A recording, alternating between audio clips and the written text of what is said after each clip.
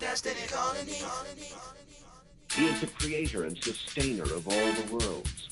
Yeah.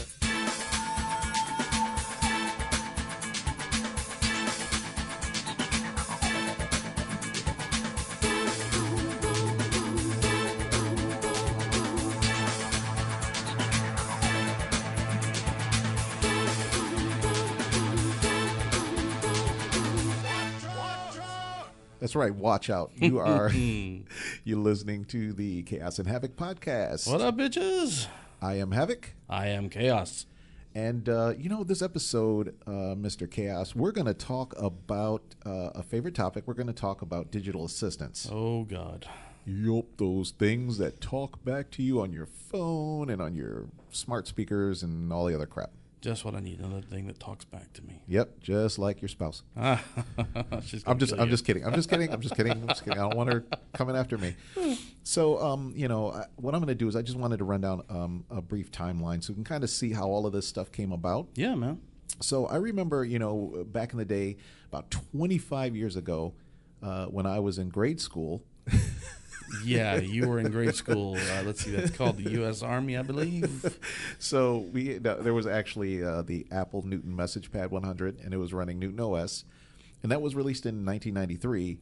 And 25 years, man. Can you believe it's been 25 years? Yeah, it didn't. It lasted like 5 years. It kind of puttered out around 1998, but it was known it didn't have very accurate handwriting recognition, and it only had a 20 megahertz ARM 610 processor, 4 megs of ROM, and get this 640. Wait. 4 megabytes of ROM? Yeah, way less than my smartwatch. Okay, and 640 kilobytes of RAM. It's a brick. Yeah, it was pretty much. You could bust somebody over. That's perfect for home protection. Somebody comes running up in your house, you slap them with a damn Newton Message Pad, and they're out. Then you have to bury the body somewhere because it probably is going to do more than knock them out. The Newton was great, but it was really a little bit before my time, believe it or not. I know that's odd for you to think, but it was. I'm more of a Palm Pilot guy. I remember the Palm Pilots growing up. Yeah, the Palm Pilot. Palm Pilots were awesome, man. You had a Palm Pilot? I had a couple of them, actually. Yeah, those things were pretty cool. Those came about in 97, about 4 years later. They were running Palm OS 2.0, and Palm OS was actually awesome. Yes, it was. I mean, it ultimately it went into what was it? They had a smartphone platform that used like Palm OS that they did for a while, but really what it's more known for is that graffiti style writing. That graffiti style writing was the forefather of the swipe that we use nowadays on all the phones. Graffiti was awesome. Everybody takes their finger and slides it across the letters on the QWERTY keyboard, and boom, there you go. It spells dog and whatever else you want to spell. And that's all the reason to not use other people's phones, because you have no idea where that finger is been. Yeah, but back in the day, you had to do 2 little dots and a little S sign to get ass, and that's really how it worked. It was difficult to write text where you're cursing people out because you had to really know graffiti well. But it was awesome. I mean, I loved graffiti because it was fast and it was clean. It was like a shorthand. Yeah, and the thing I liked about that Palm is that it didn't have some made in Taiwan lithium-ion battery that cost me almost as much as a damn phone. I could go down to the drugstore, pick up a couple of batteries, throw it in there, and it was great. I thought for a minute you were going to go and talk about the Note 7 that I had that you guys made all the exploding jokes about. Well, we'll get there eventually. Damn it. I don't want to talk about that. So it was funny because the thing had a 160 by 160 pixel monochrome touchscreen LCD. That was the shit, man. That's all we needed. It was. It was high tech. It was high tech. I could play solitaire. Okay. I could play solitaire, and I could keep my list of phone numbers that I was using at the payphone. That's all I needed. I was bad. I was actually playing Crisis. I was playing Crisis on mine, and yeah, right. And it ran off of 2 AAA batteries. Mm-hmm. Exactly. See. And how long did your batteries last? About 3 days. Either I'd forget to turn it off, or it would be 2 a.m. and I was playing solitaire. So it'll give no warning. It just shuts off. It just shut off. Absolutely. Because long battery life is for bitches. Okay, and that thing sold for like $400 for the pro version and $299 for the personal, and yeah, it was a lot of money back then. It was, and it still is. And if you look at what we're doing these days, dollar for dollar, we actually got a better value back then. Mm-hmm. I mean, the latest phone, iPhone X. Yeah. The latest Google Pixel. Yeah. My Google Pixel 2 XL, I paid $1,000 for it. Wow. Okay, $1,000, and it's the grandson, the great grandson of the Palm Pilot. And how much compute power is in that thing? Oh, compared to the yeah, I mean it's a super carrier compared to the Palm Pilot. Yeah, exactly.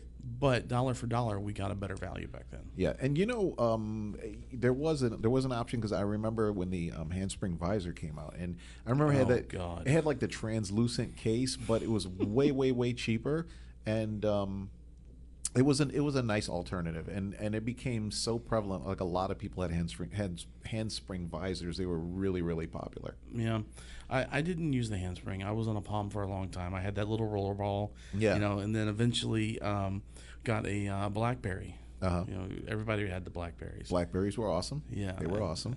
And so. the cool thing about the BlackBerry was, I think it was when they introduced the 81. Like, first of all, BlackBerry was known for their pagers at one time. They had the two-way pagers, and you could actually text people with your pager, which was amazing. Oh, absolutely.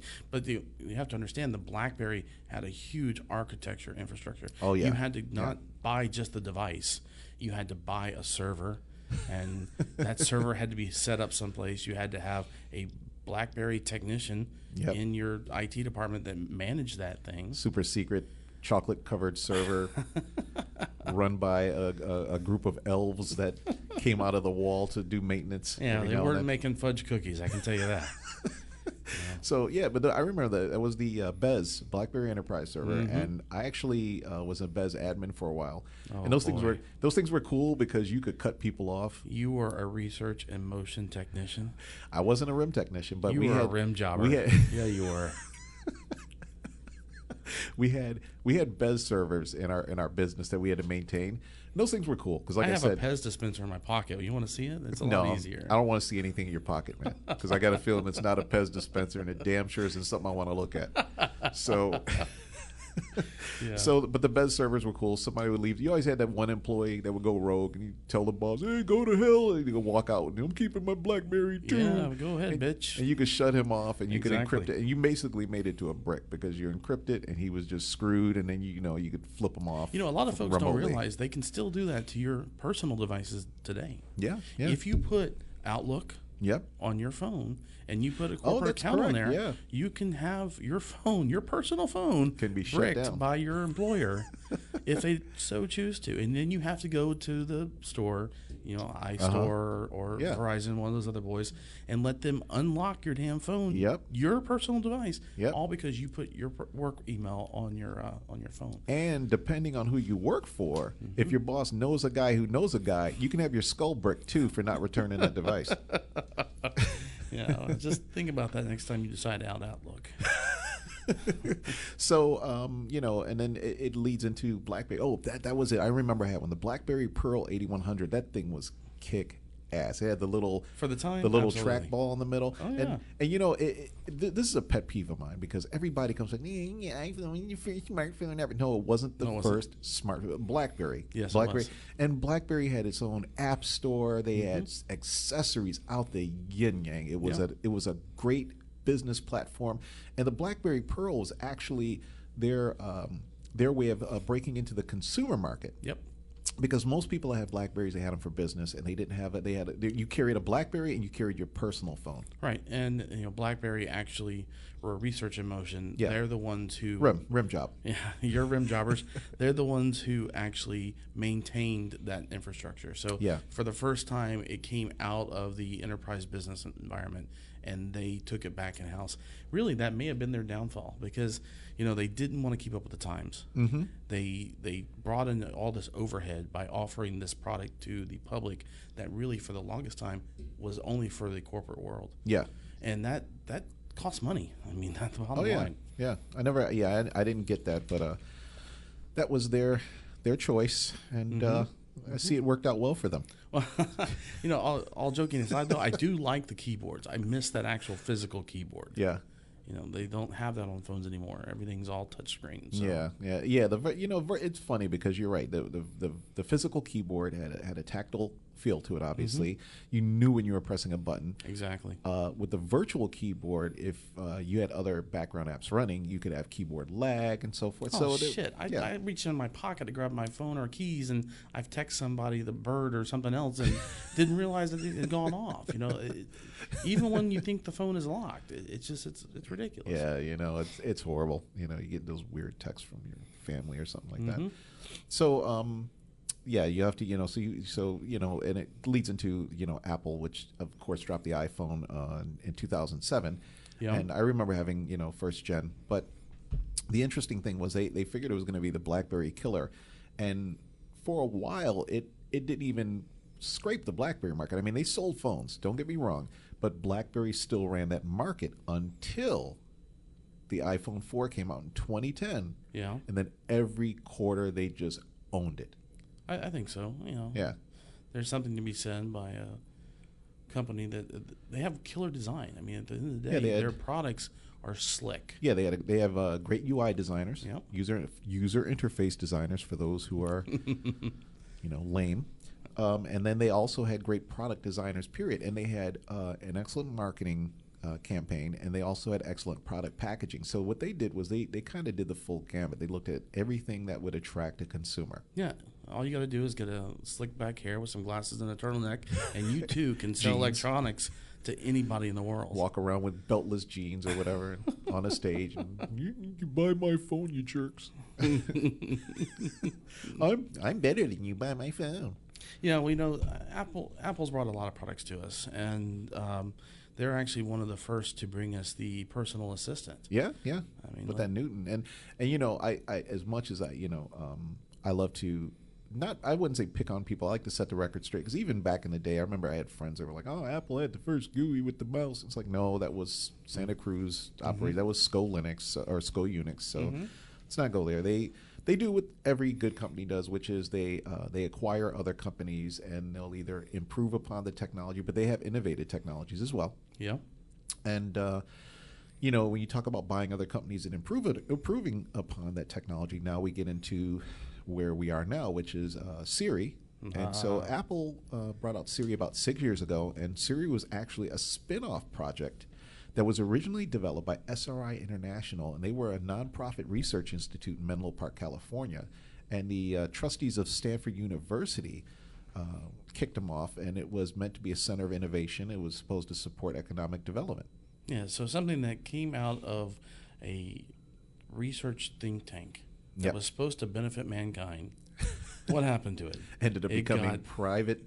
It got robbed at gunpoint. It was by privatized. A turtlenecked man, and privatized and sold to the highest bidder. Yeah, pretty much. And now, the American dream. I love it. And now she can dial people and text people for you, and you know, scratch your ass or whatever. I don't know. Siri scares me. Yeah. Okay. And we'll talk about this a little more as we go on, but anything that listens to me when it shouldn't be listening to me is a bad thing. You know, the Siri came out, and I feel like she's going to snitch half the time. Like she's like, you're going to do something, and she's like, I'm calling the police. No, you're going to end up in court one day, and the lawyer for the prosecution is going to look at you and say, Exhibit A, and it's a recording, and you're like, what the hell? Damn it, Patricia, what'd you do? No, it wasn't her. It was your fucking phone. It narked on you to the NSA. It's like, where did you even get this recording from? We pulled it off of Apple's servers in Cupertino. That's right. You know, thank you, net neutrality. But so and there's a piece of this conversation that's probably going to dominate. It's for a good reason though, because when you have digital assistants, you have Siri, you have Cortana. Yeah. You have Alexa. Oh boy. And Cortana is awesome because Cortana came about later in the game, and for those of you who know Halo, and if you do not know what Halo is, then leave now. You suck. You suck anus if you don't know what Halo is. Halo is actually a game, and the main character of Halo is Master Chief, and they had many iterations of the game.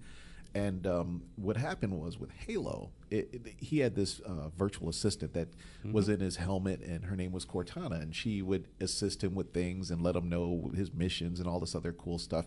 And so Microsoft said, hey, why don't we take Cortana and put her into Windows 10 and put her into the Xbox? So Microsoft said, hey, we have this intellectual property that we've already paid for. Let's go repurpose it and sell it to these suckers again. Exactly.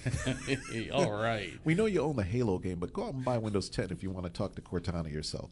So, that was it. And Cortana's cool. I mean, you can control Netflix with it. You can control Hulu, and it's got some really, really. It's just a digital assistant, and they're expanding upon it. I think you're the only person in the world that would ever say Cortana is cool. Well, Cortana is cool with a straight face. But they, one of the things that's kind of creepy, like you said about the listening all the time thing, you have to say. I think it's hey Cortana is what you say, or something like that, or hey Cortana, and it listens up, but it's listening all the time. So let's think about this for a second, okay? In my house, in my den alone, I have an Xbox, which has a Kinect, and we'll get in that in a minute. I have an Amazon Echo. Yep. I have my Google Pixel 2 phone. Yep. My wife's got her Note 8. Yep. I have a Windows 10 machine with Cortana. Yep. I've got my Samsung smartwatch. Yeah. I have an Amazon Fire Stick. Yep. I have an Android television. I see where this is going, but yeah. Okay. So, what have I named off? About 10 devices so far? Yep. Every one of them is waiting for me to say, hey, something or other. Yeah, and you have an audience, basically. You have a studio audience in your house. Yeah, that's what scares me. How do you honestly feel about all these devices listening to you all the time? Because basically my Xbox is sitting there waiting for me to say, hey, Xbox. Yep. And Cortana is waiting for, hey, Cortana. Alexa, hey, Alexa. What do you honestly feel about all of this? This is what I think. I know what I think. I think that they're listening to you and sending that data. Absolutely. And the only time that you realize or remember that they're listening to you is when you say, hey Cortana or Alexa, and that's what I think is happening, because it's always listening, it's always recording. You know what? I think would be a nice, interesting test. I think we should throw Wireshark on our home network. Okay. And then we'll monitor the IP that the Alexa's on. And For we'll those look of you to who don't know, Wireshark is a network protocol monitoring tool. Yeah. So it allows you to see all the traffic going in and out of your network. And what we'll do is we'll monitor Cortana, for example, and we'll monitor Alexa, and we'll see if traffic is just going out of those IP addresses and going to some weird server or something like that. And that might be a good little... Well, and probably so, because I can tell you that I've had conversations with my wife. We're talking about vacation, or we're talking about Christmas, something like that. Yeah. My phone that looks like it's locked, it's got a time screen on it like it does now. I go to it, I open up Facebook, and sure as shit, the first ad I see is something that I just talked about with my wife, Volcano Bay, or some of the latest toys. Penis enlargement? No, never. No problems there, buddy. I don't need a titanium schlong. But, the thing that really gets me is if it's not listening, it must be fucking psychic. Yeah, it's not psychic, so we can... Yeah. That's the listening thing going. So if my phone is listening to me when it's locked, how many of these on-demand devices are already listening to me, and what have they caught on mic? This is worse than Watergate. I know how Nixon felt now, because I've got all these devices that are sending my conversations. Now that we think about it, let's extrapolate this one more layer. In my bedroom, I have 2 phones at night. I have an Alexa Dot. I have an Amazon Fire. It's all listening to me and my wife. Okay? It's probably downloading it to X-Hamster as we speak. This is ridiculous, man. You're going to make me go home with a roll of duct tape and a can of gas, and I'm going to burn all these devices. Well, and it's funny because, one of the reasons why I said Alexa might dominate this conversation is because I think Bezos and Amazon did something really, really smart, which is this. So Apple likes to hoard their technology. Okay. Apple is a whore. Is that what you said? Yeah. Well, the title of the podcast is Alexa being an attention whore, and there's a reason why we say this, because you have multiple devices out. You have the original Echo, you have the Echo Generation 2, and you have the Echo Plus, which is pretty awesome. Oh yeah. The Echo Plus actually has a built-in Zigbee hub. So, which means it can talk to your Hue light bulbs and other devices around your house. So you don't even need to go out and buy that $69 hub. Just go ahead and get the Echo Plus, and then go out and get all your Hue smart bulbs and your other devices, and you're good to go. Oh, I have a couple outlets in my house. I use it to turn my Christmas tree on and off. I love the things. Yeah, those things are awesome. So you got this stuff, and then Echo also has the Echo Dot, which is that small hockey puck looking device. Yep, have one in my bedroom. And they're cheap. They're only like $49.99, and then the Echo Plus is only $149.99. So you got these inexpensive devices. You can use them as intercoms in your house. You can call people. I've messaged you with my Amazon Echo. Oh, we've had conversations over it. Like it was a speakerphone. You're in the next room. Yeah, you can have like an IP voice-to-voice conversation. And if you want to go one step further, you spend $229. You get the Echo Show, and you can video conference with other Echo users. That thing is pretty slick. It is. That is the closest I think we're going to get to Star Trek. Yeah. In the next 10 years. No, think about it. I mean, this is a device that sits on your desk. Mm-hmm. It acts as not only a video monitor so that you can watch streams from Amazon Prime, of course, or any of the other Amazon offerings. Yep. But you can order anything from Amazon on it. Yep. You can call your grandmother, your brother, your sister, and you can listen to the conversation, or they can watch you and you can watch them. Yeah. You can, and the cool thing is you can drop in on people too, depending on what how it's set up. So if I'm in the garage working, and let's say, for example, my wife came back, she could say drop in on the garage, and it will open up a speaker conversation. Then she hears you with your mistress. Oh boy! No, that's a no, and it would never, none of that would ever happen in life, because I got a hot wife. So anyway. You have this device, and you can say drop in, and when you drop in, it's great because you've opened up an intercom in your house, and it's a good way to keep in touch with people because instead of the old "Hey, you're in the other room," that type of thing. Bring me the damn toilet paper. I'm out. I'm sitting on the can, and it's messy. It was a gusher. It was a gusher. Got the green apple splatters. Oh boy! So.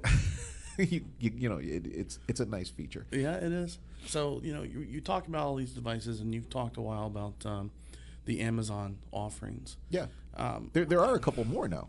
There are some more. They got third-party devices that they've licensed. The televisions and with the built-in Fire. And now you got the Fire Stick. Tell us about that. I do. I mean, it's an HDMI adapted device that plugs into your television. Yep. The latest ones, the ones I have, come with the Alexa remote, so you can text-to-speech to the device.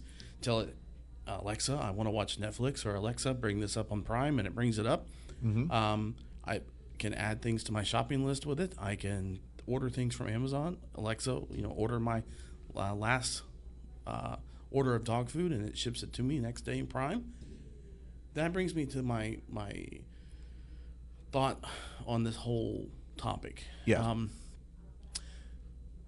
Amazon's one. Yeah.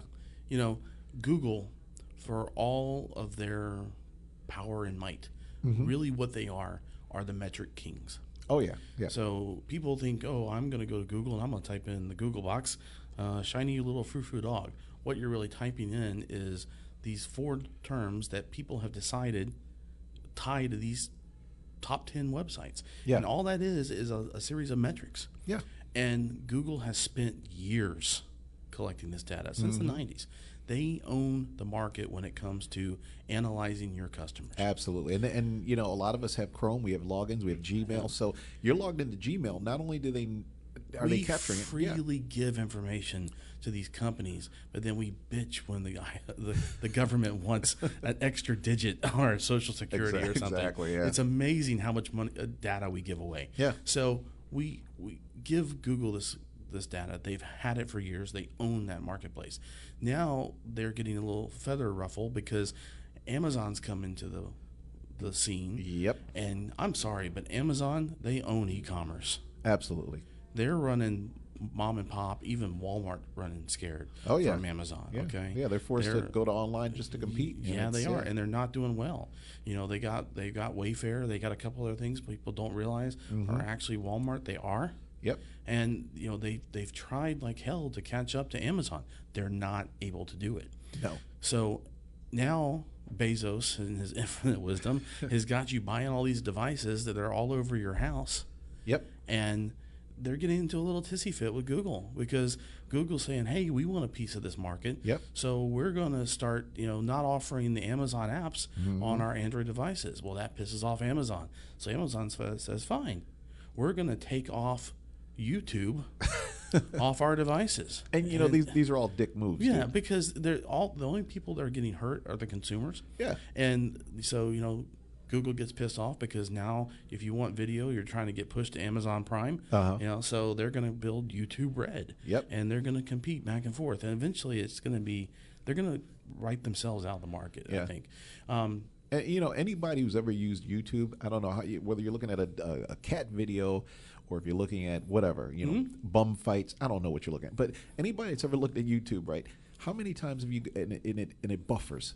Yeah. It buffers. So, or there's an ad. Yeah, or there's an ad. So, the thought of using like YouTube Red or using the new YouTube TV service, I was totally against it. I would never do it just for the fact that my overall YouTube experience is okay at best. And, I look at it this way. YouTube is a time killer. Yes. If I have a specific video I want to see, I'm going to go look at it on Amazon Prime. Yeah. Or I'm going to go look at it on one of my many apps. Cody. Terrarium. Yeah. Terrarium. Yeah, exactly. So and that's just it. And I do use Hulu TV, and I do like it. I think it's a great service. It has the cloud DVR service, and I like it. I think I hope it's improved because I had it when it first came out. I bought the Hulu Plus; it was $9 a year. Yeah, and I actually found it on the premium service, which is only $9 a month. Yeah, the premium service still had more ads in some instances than the basic service, and I felt that I was getting robbed because I was seeing 9 ads for Sargento cheese when the guy who was getting it for free, he may not have had as many offerings to see, but he was getting less ads than I was. He was seeing less cheese. Less cheese, exactly. And so I got rid of it, and I went towards let's admit it, Kodi and some various other apps that allowed me to search the web for videos, content, and media. And they've worked out fine. Well, the Hulu TV service. So I've basically got regular Hulu. I've got all of the Prime content. You still have ads, okay? But I do have TV. So when you're watching TV, you don't have the Hulu ads. You have the TV ads. Okay. And which you can't really escape from. Broadcast TV, Fox, NBC, CBS. They all have ads. So right. you're going to see those. They're not going to cut those out. No. Now, Hulu does have, I think, for like $9 extra a month or something like that, you can get ad free. But it doesn't include TV channels because they don't block TV ads. Right. So, like, if you're watching the on-demand content on Hulu, like you want to watch an episode of whatever, Ancient Aliens, I don't care. Yeah. You'll get the straight-through show sans the ads. Okay. So you can pay a little bit extra if you don't want to see the ads because they're going to make their revenue. So it sounds like they've modified their business format a little bit. And it's a little bit more a la carte. So you figure out what you want, what's important to you, and you decide what to pay for and what to leave behind on the plate. Oh, that's good. Speaking of all these devices that we're talking to, and as things progress, we both have a mixture of these devices in our houses. Yep. We both have multiple devices in the same room. Yeah. A variety from both of these powerful houses. Where do you see it going? I mean, do you see this going to where you're talking to your toaster, or you're talking to your hey, toaster, toast my damn toast. Skillet, heat up my eggs. Well, the way no, Mark, we've talked to the urinal, and your cholesterol is too high. How long before that toilet's a liar? So how long before we get to something like that? I see it right around the corner because at the rate that technology's moving along, you had, if you think about it, a while ago, a lot of people had problems with devices listening all the time because they even had a problem with the Connect. Well, I have a problem with them now. Well, the thing is, it's getting more and more commonplace to the point where the average consumer doesn't really think about it, and they expect things to occur instantaneously. So what you're telling me is I'm above average. What I'm telling you, you're above average. That's exactly awesome. it. I love it. That's Chaos. You heard it from me, folks. Chaos is above average. All right. Well, that made my day. So, you know, you have people, they don't really, you know, a lot of people don't mind it. They don't really think about it. It's become second place. I'll give you a perfect example. Even when we talk about like autonomous vehicles, the ability for a car to drive you to a location, or even if you're just sitting in traffic and it paces traffic and it hits the brake and goes so you don't have to do that stuff and stop and go traffic. At one point, people were really, really apprehensive about that technology. And you're starting to find people become more and more they accept it a lot more. Now, I'm not saying that everybody does, and I'm not saying it's just boom, it's good, but I think that people are starting to gain a little bit more confidence in it. Look at the Apple HomePod. Yeah. Okay. That expensive. It's $397. Yeah. $397. Which they will never get from me. Okay. It's $297 for the Apple Care on that to have it repaired. Yep. You take this thing that looks like it's a wonderful piece of design. Yep. It takes a hacksaw, a heat gun, a torque screw, a speculum, pretty close, a spatula, and a chisel to break this thing apart. I kid you not. And a lot of prayer. You have to use a heat gun to take off that top dome mic cover. Once you get that off, you have to use 7 torque screws to take out this speaker that has a magnet that weighs half of the product. Then there's this ring. It's an inner ring that looks like it should unscrew. Yeah. It doesn't. It's welded in with some chemical bond. You have to heat that up and take it off. Yeah. And then there are 7 microphones. 7 around the rim. Who's the engineer on this thing? Tony Stark? Okay. I'm concerned when Alexa's got 2. Yeah. This Apple HomePod has 7. Yeah, okay, it's not listening to me. Sure. Well, you could say it's an attentive device. Yeah, you could say that. You can also say I've got some spackle and it's going to have 1 mic when I'm done. You know what's going to happen when you try to cover up some of the speakers? You're going to hear that. What are you doing, Jason? That gets me back to my favorite meme. You know, I looked at my wife and said, "Wife, does the Alexa listen to us?" And my wife laughed, and I laughed, and Alexa laughed, and I shot Alexa. So I just don't trust him, man. I don't trust him, but then at some point I don't care because I like the convenience, and it's a double-edged sword. It really is. You know, I want to just share something with everybody too. It's funny because the way that these things interact. You know, I asked Alexa to sing me a song, so I want you to hear what she did. So I said, Alexa, sing a song, and this is what she did. I'm sorry, Dave. I'm afraid I can't do that. I'm not Hal and we're not in space. Oh, actually, that was when I asked Alexa to open the pod bay doors. Yeah. I'm sorry, Dave. I'm afraid I can't do that. I'm not Hal and we're not in space. Okay, so that's kind of humorous. And then when you ask Cortana to open the pod bay doors. I'm sorry, Dave. I'm afraid I can't do that. Now, I'm sorry, Dave. I'm afraid I can't do that. Now you hear the difference in how they sound. Yeah, but you're also looking at 2 different devices.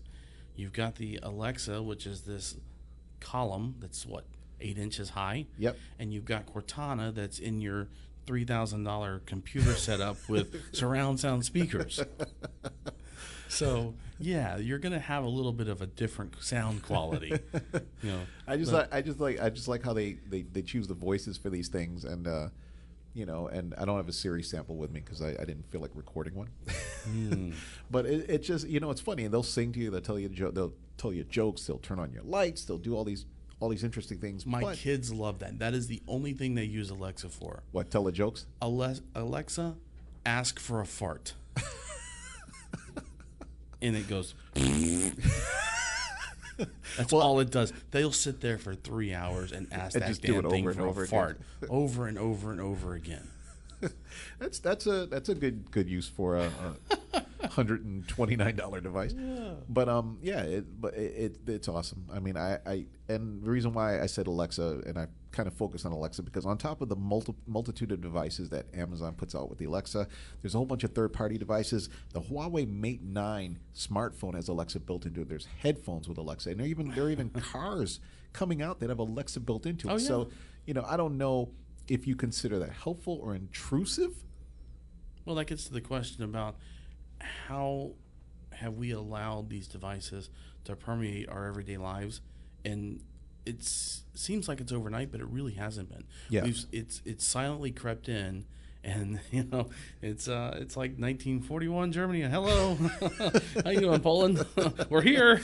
It's Alexa. Exactly. You look over, and suddenly everything around you now listens to you. Yeah. And you're like, what the hell happened? So let's talk about a few things now. So we, we kind of have ideas on where these things are going. Mm-hmm. We discussed about how we think that these things can be intrusive. They could be listening all the time. Yeah. Maybe some people care about it. Maybe some people don't. What do you think as far as, skills that you might want to see these things that would improve on our life? I'd like to see some more improvement in the medical arena. Okay. We have, my wife and I foster children. Yeah. And you know that. And so we went out and we bought this $50 plug-in thermometer. Yeah. And it's kind of interesting. We're collecting metrics that yet is probably being filtered to medical pharmaceutical companies, big pharma. But I'm not is it like an anal thermometer and the other end goes into an outlet? Funny enough, it is shielded, so it probably could do that in your house, not mine. But no, these are oral thermometers, and it does get plugged into the phone, has an app with it. You can build profiles for your kids. You take their temperature, or adults. You take a temperature for the person, and you record it, and then it has a spot for you to record the time and the symptoms they were feeling at that time. Nice. And so then we would take it to the doctor, and we would download the information, give it to them as a Excel file. Here's how they've been feeling over the last give them a spreadsheet. Month. Basically, yeah. And so, but of course, they're telling you they don't have Microsoft Office, so so now they can't open it up and see how your kids are doing. Exactly. But I mean, it's funny that, where else was that data going? Yeah. And why haven't there been other advancements? I mean, we still prick our fingers with, old little needles that's always into our blood sugar that way. We don't personally, but I mean, I know people that do. And then what about blood pressure cuffs? Why can't we plug one in and use the battery to power a blood pressure cuff? Now, I think I remember seeing a Bluetooth blood pressure cuff. I think I remember seeing a Bluetooth blood pressure cuff, but it's still there's like you said, there's a lot of gaps, and I mean, I personally, I could think of like one thing I would love to see, which is specifically this. Like, you have companies like SpaceX that want to go to Mars. They're going to be there's a multitude of opportunity there. For example, someone gets injured on the surface of Mars. You may not have a surgeon readily available, so it might be kind of nice to have something that could walk you through an emergency appendectomy. Okay, Elon, listen. If we're on Mars and you're doing an emergency with appendectomy, his Tesla, of course. Yeah, if you're on Mars and we're doing an emergency appendectomy, you better have a damn laser sword, because the last thing I want to happen is to be cut open on the Martian landscape with a scalpel and some shaky hands. And of course, you're asking Alexa to walk you through the appendectomy. No, I'm asking to die is what I'm asking. Midway through it goes, I'm sorry, the internet is not available right now. Oh God, yeah, no, just all because you had like Comcast on Mars or something stupid. Yeah, no, thank you. No, but in seriousness, I mean, where is this going to go? It's going to get even more and more intrusive. And, I don't know that we necessarily need to stop it. I don't think you can stop it. I just think you need to take time and separate yourself from it. Yeah, just unplug. Unplug, exactly. And we don't have them everywhere we go. We don't have them in our cars except for our phones. Yeah. I don't carry an Alexa with me everywhere I go. Yeah. I do carry my phone with me, which I probably should start doing less of. Uh-huh. But, I mean, it's going to be one of those things. It's going to take over more and more. I think we're going to end up like Wall-E. We're going to be in little chairs. Bunch of fat asses gliding around. Ushered around, and, feed me the food, and okay, bathe me.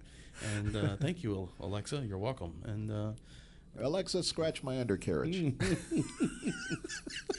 Alexa, you have such a gentle touch.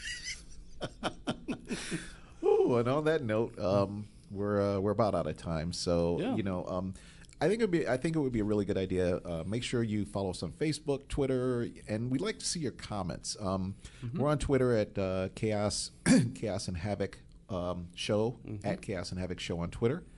We're also on Instagram at Chaos and Havoc Show, and you can find us on Facebook. Just look up Chaos and Havoc. And also, if you have not done it yet, be sure to go to iTunes, go to your favorite podcasting app, look for Chaos. Now, when I say Chaos and Havoc, I don't mean Chaos and like A-N-D or even with an ampersand. It's Chaos, the letter N, Havoc. Search for us. You'll find us. Be sure to subscribe. And then we're iTunes, and we're also in the Google Play Store. And your mama's house. No, but seriously, and also give us some feedback. Leave some comments on the Facebook page and tell us topics that you want to hear about. And if you want to comment on the show, comment on the show. We're going to throw together some show notes eventually and throw them in on the website. Our website is chaosandhavoc.online. Chaosandhavoc.online. And if you have some comments, keep them to your damn self. But do like our show. Because ain't nobody got time for that. That's right. So you guys have a great week. And we'll see you next week.